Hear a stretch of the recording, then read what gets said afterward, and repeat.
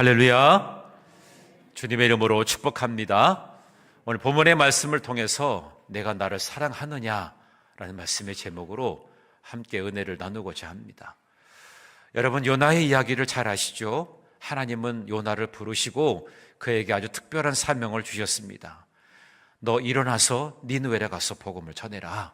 그렇게 말씀을 주셨습니다. 니느웨라고 하는 곳이 악독한 도시였어요. 하나님을 알지 못하고 하나님의 말씀을 따르지 않는 그런 도시였습니다. 하나님의 명을 받은 선지자는 마땅히 그 말씀에 순종하고 따라야 되는데 요나는 그렇게 하지 않았습니다. 정반대인 다시스로 내려갔습니다. 왜 요나는 불순종하고 다시스로 내려갔을까? 그 마음속에 두려움 때문은 아니었습니다. 요나서 4장의 말씀에 보면 그 이유를 우리가 알 수 있는데, 하나님은 은혜로우시고 긍휼이 많으셔서 재앙을 내리시지 않을 줄 내가 압니다. 이런 이야기를 합니다.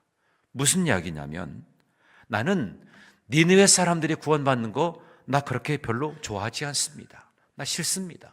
이런 뜻이죠. 이것이 요나의 문제였습니다. 하나님은 니느웨를 사랑하시는데 요나는 사랑하지 않습니다. 그래서 그는 하나님의 뜻이 아니라 자기의 마음에 따라서 회피하고 도망치게 됩니다. 그래서 다시스로 가게 되는 길이었어요. 그 배를 탑니다. 그러나 하나님은 그냥 그를 내버려 두지 않습니다. 그는 누구라고요? 선지자였어요. 하나님 말씀을 담대히 전해야 되는 선지자였습니다. 말씀에 거역하고 순종하지 아니하니까 하나님은 큰 풍랑을 일으키시고 큰 물고기로 요나를 삼키시기 시작합니다. 3일 후에 토해내시죠. 그러면서 그에게 사명을 주십니다. 왜 하나님께서는 이런 일을 행하셨을까요? 포기하지 아니하시는 사랑 때문입니다. 요나라고 하는 선자를 포기할 수 없었습니다. 니느웨라고 하는 그 악독한 도시도 역시 포기할 수가 없었습니다. 하나님의 사랑은 포기하지 않는 사랑입니다. 요나는 하나님을 알고 있었지만 하나님의 마음까지도 사랑하지는 못했습니다. 그래서 순종하지 못했던 겁니다. 오늘 본문의 말씀은 여러분 잘 아는 말씀이죠. 예수님께서 부활하신 후에 베드로에게 물어보십니다. 네가 나를 사랑하느냐? 이 질문하십니다. 이건 단지 네가 나를 알고 있느냐 이런 차원의 문제가 아닙니다. 내 마음까지 너는 품고 있느냐 이런 의도로 주님은 베드로에게 질문하고 계신 것입니다. 내가 너를 향한 마음이 어떤 마음인지 너 아느냐? 그 마음을 베드로에게 질문하고 계신 것입니다. 부활하신 주님께서 제자들을 다시 찾아오시는 장면은 그저 단순한 만남의 사건이 아닙니다. 십자가 앞에서 제자들은 어땠습니까? 무너졌어요. 베드로는 3번이나 주님을 모른다고 부인했습니다. 그러한 이들을 찾아오셔서 그들에게 책망 대신 오늘 말씀해 보니까 바로 앞에 그들을 위해서 조반을 준비하십니다. 아침 식사를 준비하십니다.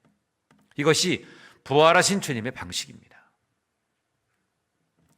배신자들에게 보복하시거나 왜 배신했냐고 물어보거나 그들을 책망하거나 훈계하려고 하지 않으셨습니다. 여러분, 사랑은 나를 배반했을 때 그 이유를 자꾸만 캐묻는 것이 아닙니다. 그들을 훈계하는 것이 아닙니다. 주님은 진정한 사랑이 무엇인가를 이 제자들과 베드로에게 베풀어 주십니다. 그들을 위해서 식사를 준비하고 그들의 진정한 사랑이 회복되기를 간절히 바라셔서 그들로 하여금 다시금 회복되기를 간절히 바라는 마음으로 사랑을 전하십니다. 지나간 과거를 일체 묻지 아니하시고 따지지 않으셨습니다. 정죄가 아니라 그들의 회복을 소망하신 겁니다. 포기하고 싶었지만 그들을 포기하는 것이 아니라 그들을 다시금 세우시기를 원하셨던 겁니다. 그게 주님의 마음이에요. 그래서 그들에게 질문하게 된 겁니다. 특별히 베드로에게 요한의 아들 시몬아 내가 나를 사랑하느냐? 이 질문한 것은 단지 감정적인 그런 확인이 아니었습니다. 자, 이 질문을 가만히 묵상하다 보면 우리 인생을 향한 하나님의 비전과 사명이 담겨 있다는 것을 우리가 알아야 됩니다. 오늘 이 말씀은 부활의 주님이 우리에게 묻고 계신 그 음성인 것을 우리가 알아야 됩니다. 나를 향하신 주님의 질문이구나. 오늘 자리에 주님께서 오셔서 여러분 한 분 한 분에게 이렇게 질문하십니다. 너는 나를 사랑하느냐? 이렇게 질문하십니다. 우리에게 영광스러운 부활의 사건을 통해 4월 첫 번째 주일은 부활주일을 지냈습니다. 이제 3주를 지내고 이제 4월의 마지막 주를 맞이하는데, 여러분 부활주일도 중요하지만 더 중요한 것은 주님 부활의 사건 그 이후에 우리의 삶이 중요한 것입니다. 은혜 받는 것도 중요하지만 은혜 받은 이후의 삶이 우리에게 더 중요한 것입니다. 오늘 저와 여러분은 부활하신 주님께서 나에게 무엇을 말씀하고 계신지, 무엇을 질문하고 계신지, 이것을 여러분 마음속에 잘 되새기면서 나는 어떻게 반응할 것인가, 이것을 깊이 돌아보는 오늘 이 아침 되기를 주님의 이름으로 축복합니다. 첫 번째, 사랑이란 무엇인가라고 하는 거예요. 여러분, 사랑이 뭘까요? 우리는 교회에서 사랑을 많이 이야기하죠. 하나님의 사랑, 이웃 사랑, 그것이 가장 귀한 사랑이라고 말씀하고 있습니다. 그런데 사랑이 뭘까요? 하나님께서 우리에게 주신 가장 큰 선물은 사랑입니다. 하나님의 마음이 담겨있는 그 마음에 가장 깊은 하나님의 그 놀라운 손길이 바로 사랑입니다. 여러분, 진정으로 사랑하게 되면 상대방에 대해서, 그 사랑의 대상에 대해서 최고의 가치를 부여합니다. 여러분 잘 생각해 보세요. 여러분이 누군가를 사랑하고 있죠. 그러면 그 대상에게 최고의 가치를 부여하는 거예요. 그렇지 않습니까? 여러분 자녀를 사랑하시죠? 아멘? 별로 사랑하지 않는 것 같으네요. 지네들 이제 커서 내 사랑의 성격이 필요 없어요, 이런 표정 같은데, 그래도 부모에게 자녀는 장성에서도 어린 아이죠. 그러니까 부모는 자녀를 사랑합니다. 내가 희생해서라도 자녀가 잘 되기를 바라는 마음에 그 사랑을 전하게 되는 것 아니겠습니까? 자녀는 내 사랑의 분기이기 때문에 최고의 가치를 부여하는 것입니다. 그래서 사랑하는 거죠. 주님은 우리를 사랑하셨습니다. 그래서 많은 사람들의 죄를 대신해서 십자가에 죽으신 거예요. 우리 자신을 따지고 보면 주님의 그 십자가의 사랑을 받을 만한 자격이나 가치가 사실은 우리 스스로에게는 없다고 여기지만 주님은 최상의 가치로 여기신 거예요. 그래서 나를 위해서 자신의 몸을 내어주시면서까지 그 십자가를 담당하신 것입니다. 그리고 주님은 우리를 사랑하셨기 때문에 죽음을 이기시고 부활하셨어요. 부활의 사건은 우리에게 산소망을 주기 위해서 우리에게 주신 놀라운 사건이죠. 주님이 죽으신 것으로 끝난 것이 아니라 부활하셨다는 겁니다. 죽음을 이기시고 부활하신 주님은 제자들을 사랑하셔서 그들이 있는 곳에 찾아가시죠. 제자들이 주님을 찾아간 것이 아니라 주께서 찾아가셨습니다. 그래서 그들에게 평강을 전하고 그들에게 성령을 부어주시고 그들에게 기쁨을 주시게 된 줄로 믿습니다. 그러나 주님의 사랑을 모른 제자들은 또다시 배반하게 되죠.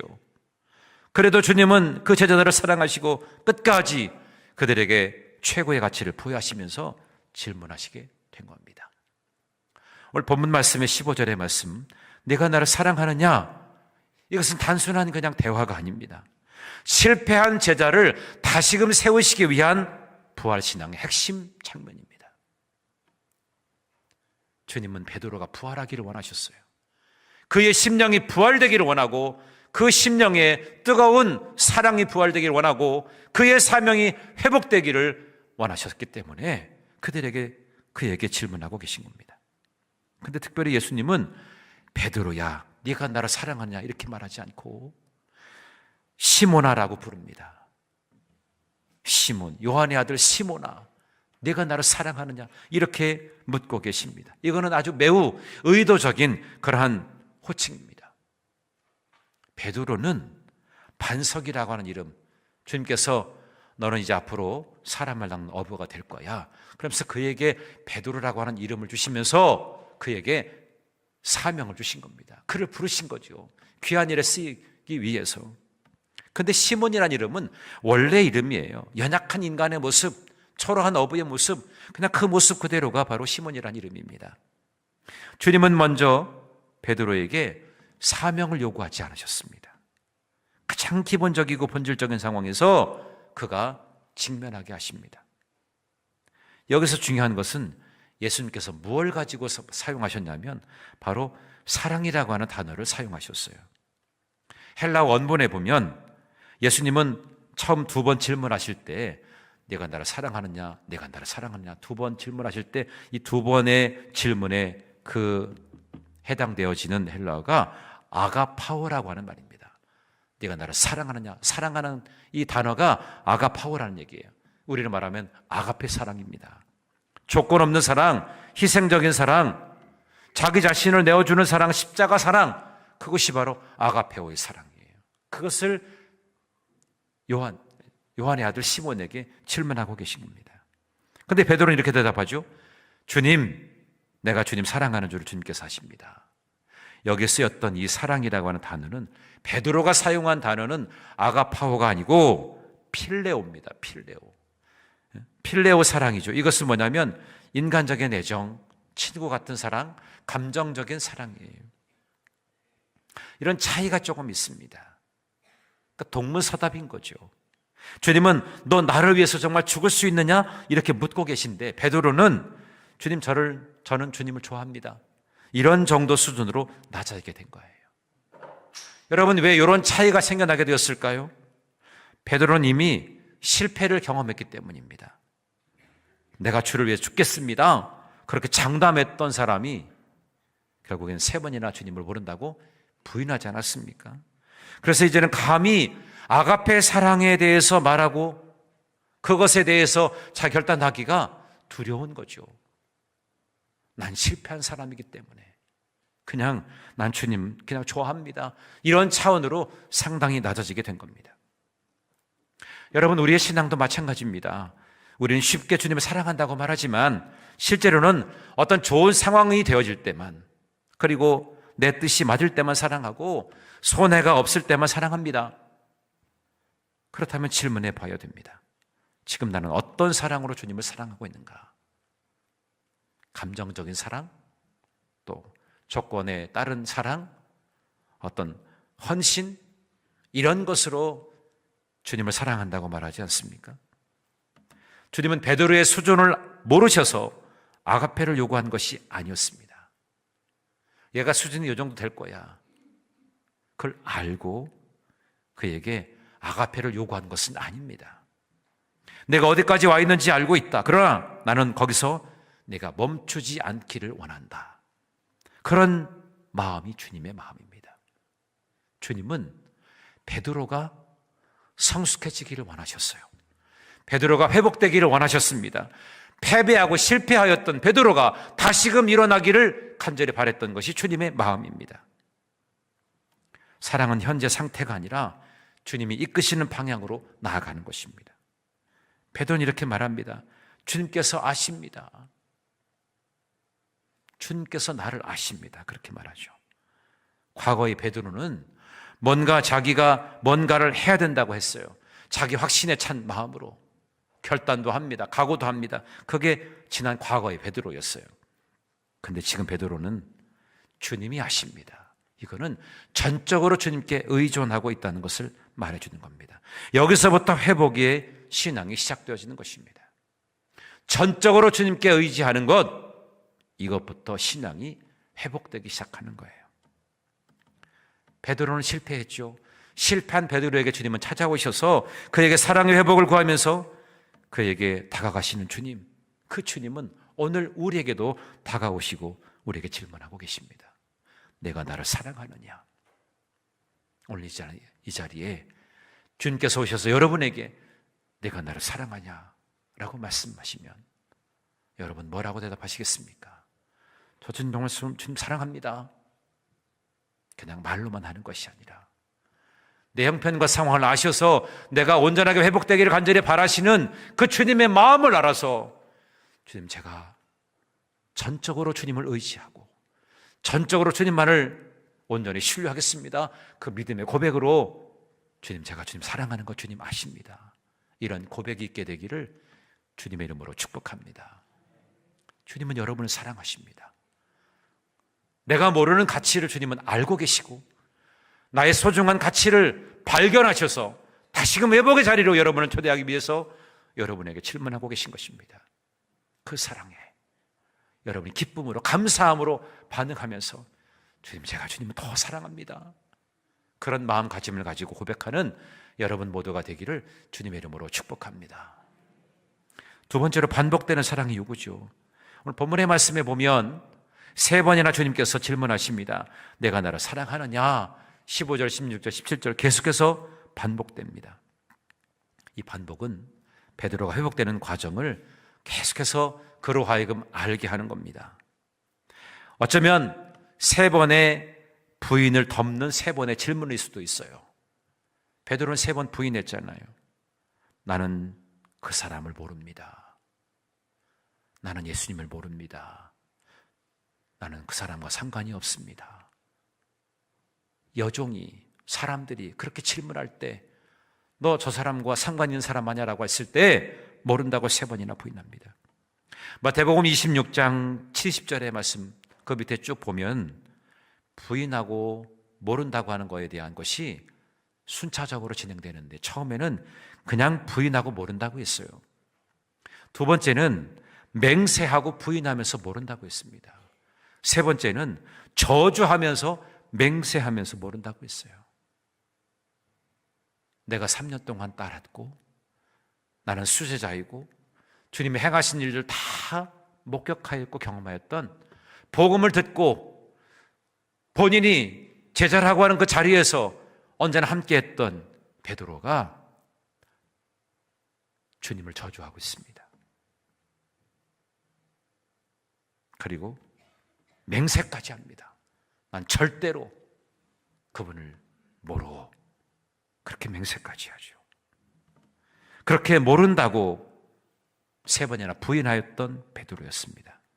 그런데 주님은 그 부인함을 하나씩 하나씩 사랑의 고백으로 회복해 하시는 것입니다. 그게 복음입니다. 복음이 뭐냐?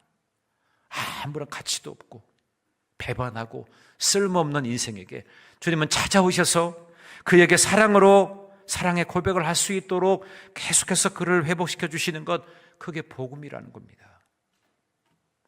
실패의 자리에서 끝나지 않으시고 같은 자리에서 다시 세우시는 주님의 그 사랑을 여긴 우리에서 발견할 수가 있습니다. 자, 3번의 질문의 변화를 봅니다. 3번째 질문에서 예수님은 아가파오가 아니라, 아가페의 사랑이 아니라 필레오 사랑을 이용하십니다. 아까 첫 번째, 두 번째는 그 사랑이 아가페 사랑이라고 하는 것으로 베드로에게 질문했다면, 3번째 질문은 이 원어에 보면 필레오의 사랑으로 낮아지십니다. 내가 나를 좋아하니? 너 나 사랑하니? 그렇게 단순한 사랑의 질문을 하고 있습니다. 주님께서 그 기준을 낮추신 것입니다. 베드로의 자리까지 그냥 내려오신 것입니다. 그 베드로의 마음이 어땠을까요? 오늘 17절의 말씀 보니까 베드로가 근심하였다 그랬어요. 베드로가 왜 근심했을까요? 동일한 질문을 3번이나 들었기 때문에, 거듭 드러냈기 때문에 자기가 찔리는 마음으로 두려워했을 거예요. 내 마음을 다 아시는 분, 그래서 두려운 마음이 있었겠죠. 과거에 되어졌던 그 3번의 부인까지도 다 헤아렸던 주님, 그래서 마음의 부담과 근심이 생겨났을 것입니다. 또 예수님의 거듭된 질문은 이 베드로의 마음속 깊은 곳에 있는 죄책감과 후회를 건드렸어요. 그 과정에서 아마도 정서적인 괴로움이 그에게 찾아왔을 것입니다. 그래서 근심하게 되었을 겁니다. 그런데 더 중요한 것은 자신의 사랑이 부족하다는 것을 알았기 때문에 근심한 거예요. 이렇게까지 나를 사랑하시는 그 주님의 사랑에 비해서 자기가 주님께 대하는 그 사랑은 너무나 부족하다는 것을 알았기 때문에 그는 근심하였다고 말씀하고 있습니다. 베드로는 예수님께서 자신의 낮은 수준까지도 낮추시면서 다시 한번 그 사랑을 확인하는 과정에서 자신의 연약한 부족함을 뼈저하게 느끼면서 근심하게 되었을 것입니다. 우리는 주님의 반복되는 사랑의 요구에 기꺼이 주님자가 주님을 사랑합니다, 이런 고백을 갖게 되어지기를 주님의 이름으로 축복합니다. 오늘 이 자리에 모신 여러분들에게 주님은 묻고 계십니다. 내가 나를 사랑하느냐?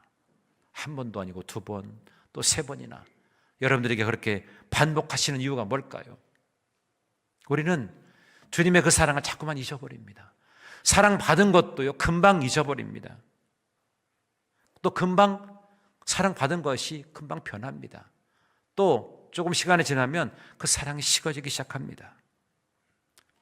그러나 더 중요한 이유는 사랑 없이 사명을 감당할 수 없기 때문에 우리에게 반복해서 우리에게 질문하시는 겁니다.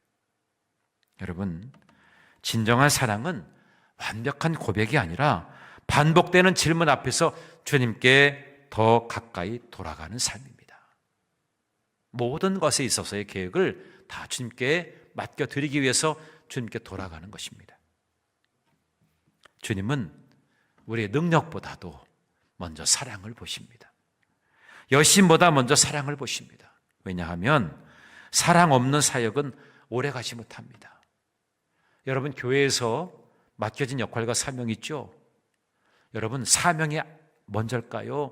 주님 사랑하는 것이 먼저일까요? 여러분, 잘 구분해 보세요. 내가 사랑하는 마음을 가지고, 주님 사랑하는 마음을 가지고 교회를 사랑하게 되면 사명이 즐겁습니다. 그런데 사명이 앞에 서다 보면 지쳐가지고 주님도 미워지고 성도들도 미워지고 그러는 거예요. 여러분, 교회 안에서 또 다툼이 있고 좀 나뉘어짐이 있잖아요. 그거는 여러분이 사명보다도 사랑이 앞서야 되는데 이게 자리가 뒤바뀌어졌기 때문에 그래요. 사명으로만 보기 때문에 그렇습니다.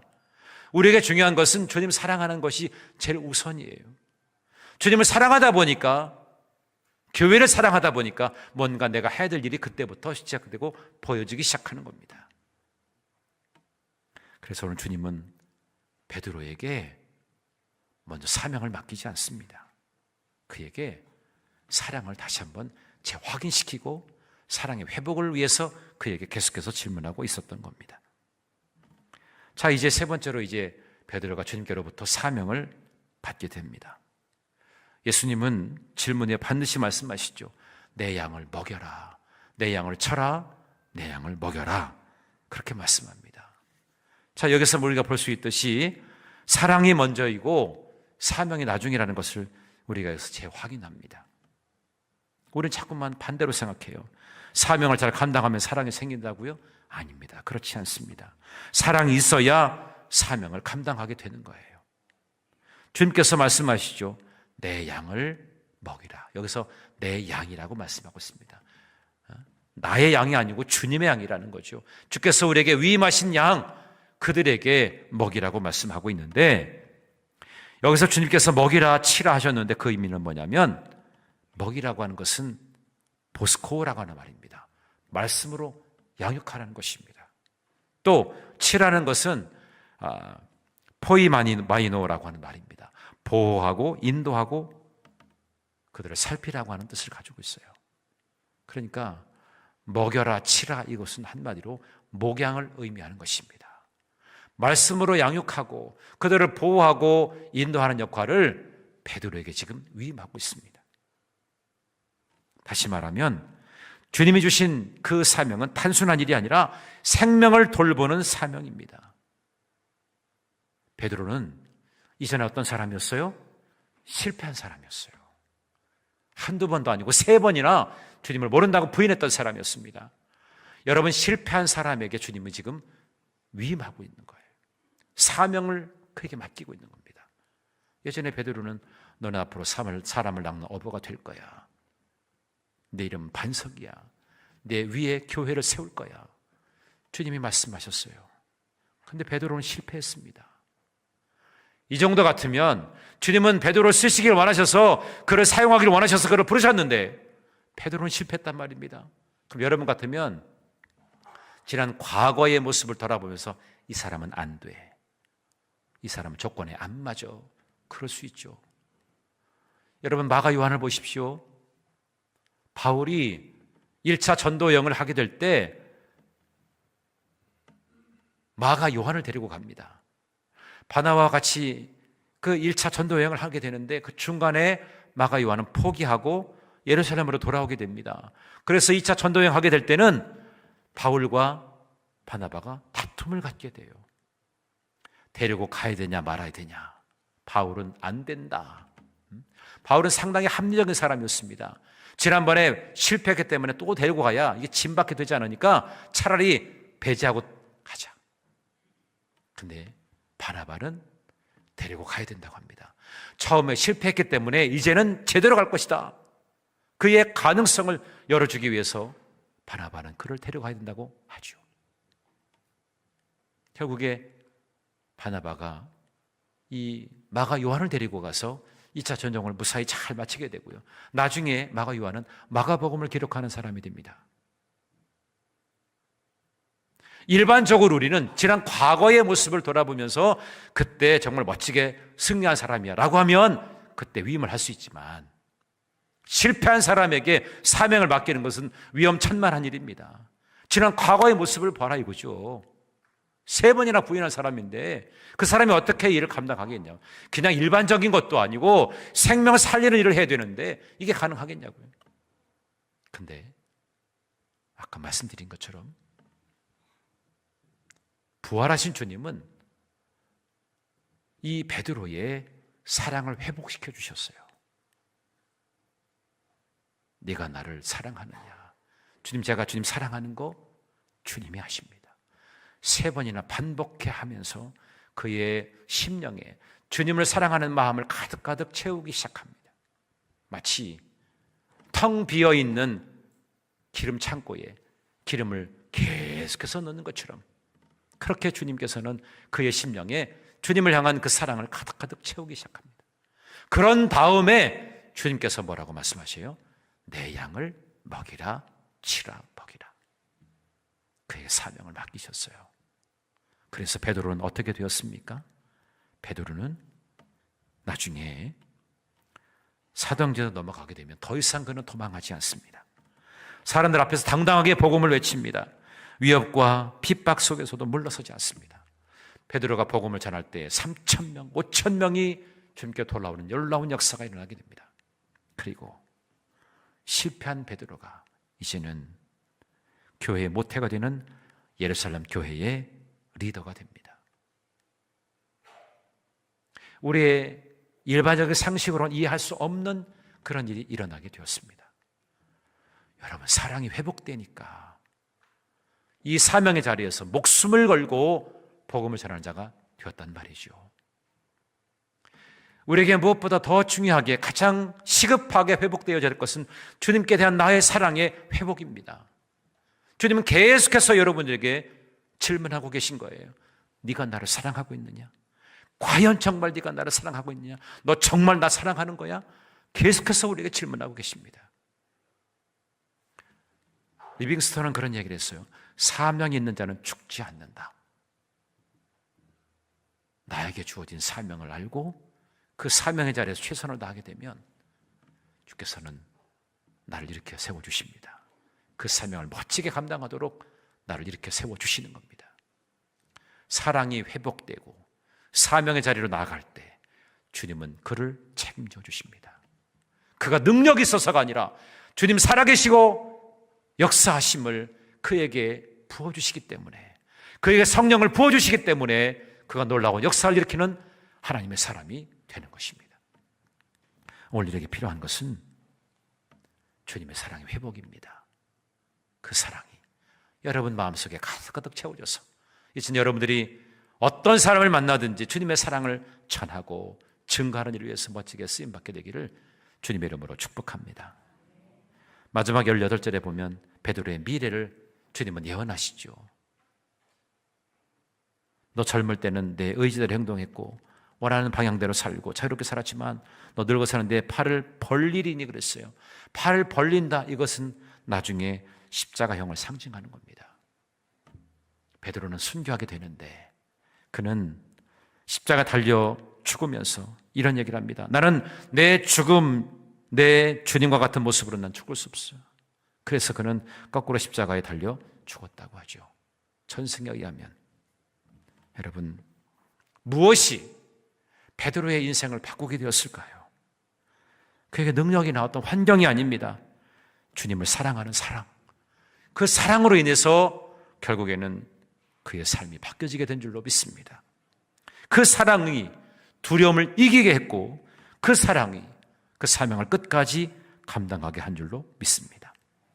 여러분도 오늘 이 아침에 늘 일상적으로 주님 사랑합니다 말로만 하는 것이 아니라 진정 어린 주님의 사랑이 회복되어지기를 간절히 바랍니다. 그 사랑의 자리여서 여러분에게 맡겨주신 역할, 그 사명을 감당하십시오. 이전과는 다른 모습일 것입니다.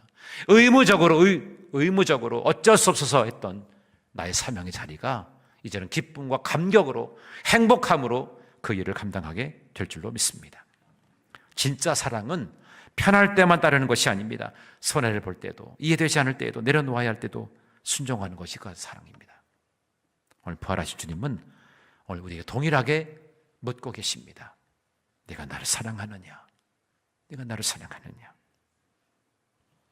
도망치지 말고 다시금 주님 앞에 서서 주님을 위해서 내가 내 삶을 주님께 온전하게 드리겠습니다. 그 사랑의 고백을 가지고 나가게 될 때 주님은 여러분들을 가장 존귀한 자로 귀하게 쓰실 줄로 믿습니다. 여러분, 사랑은 감정이 아니라 헌신입니다. 사랑은 반복해서 점검해야 되는 겁니다. 그리고 사랑은 반드시 그 사명으로 이어지게 되어 있습니다.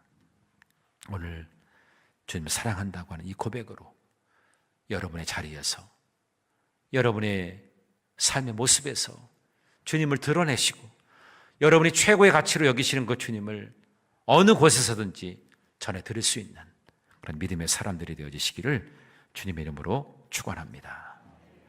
우리 말씀을 기억하면서 함께 찬양합니다. 짧은 찬양이지만 나를 향하신 주님의 사랑을 기억하면서 주님께 나의 사랑을 고백하는 마음으로 함께 찬양합니다.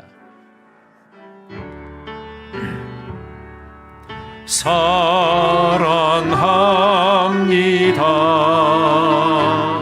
나를 자녀 삼으신 주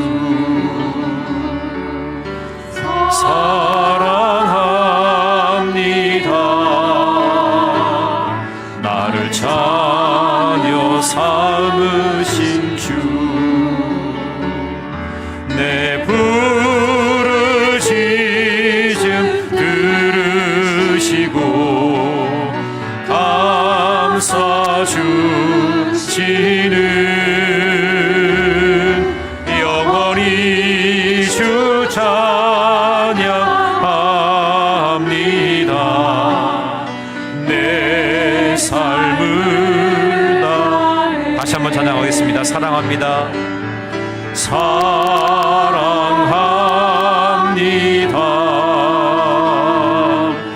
나를 자녀 삼으신 주 사랑합니다.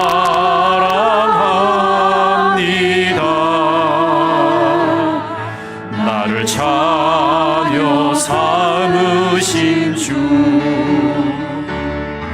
내 부르짖음 들으시고 감사 주시는 영원히 주 찬양합니다. 내 삶을 다해.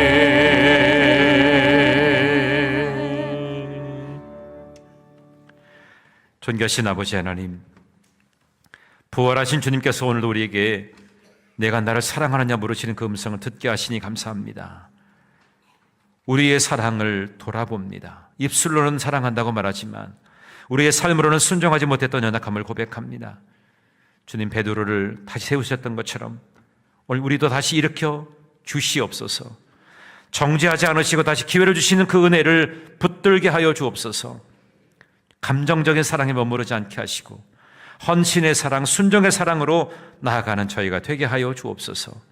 반복해서 우리를 부르시는 그 주님의 음성에 귀를 기울이게 하시고 날마다 사랑을 점검하며 살아가도록 도와주시옵소서. 우리가 주님의 양을 맡은 자임을 기억하게 하시고 사명을 감당하게 될 때 사람이 아니라 주님만 바라보게 하여 주옵소서.